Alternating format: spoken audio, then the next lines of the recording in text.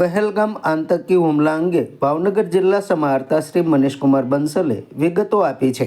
પહેલગામમાં આતંકી હુમલા અંગે ભાવનગર જિલ્લા સમાહર્તા શ્રી મનીષકુમાર બંસલે વિગતો આપી છે.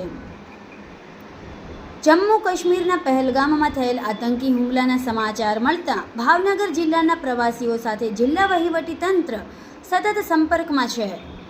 આ ઘટના અંગે ભાવનગર જિલ્લા સમાહર્તા શ્રી મનીષકુમાર બંસલે વિગતો આપી છે. આ હુમલામાં અસરગ્રસ્ત ભાવનગર જિલ્લાના 17 પ્રવાસીઓ નાગરિકોને परत लावવાની व्यवस्था કરવામાં આવી रही है.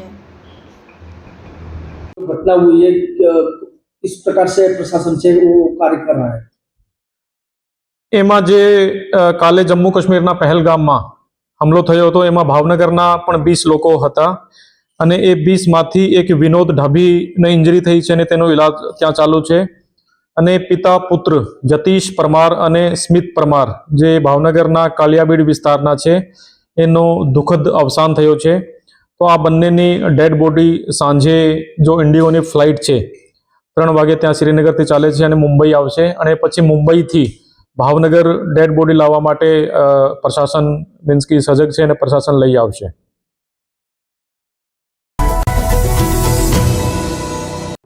સમાજ માટે સત્યપૂર્ણ સમાચાર પ્રસારણ આપના મોબાઈલ પર તરત જ લાઈક કરો, શેર કરો અને સબસ્ક્રાઇબ પણ કરો. અને હા, ઘંટડી વગાડવાનું ન ભૂલશો. આભાર. સમાજ માટે સત્ય સાથે સત્યપૂર્ણ અહેવાલ, સમાચાર તથા જાહેરાત પ્રસારિત કરવા સંપર્ક સાધો. સત્યપુંજ સમાચાર પ્રસારણ, લબ્ધિ કોમ્પ્લેક્સ, તાલુકા પંચાયત સામે, સિહોર.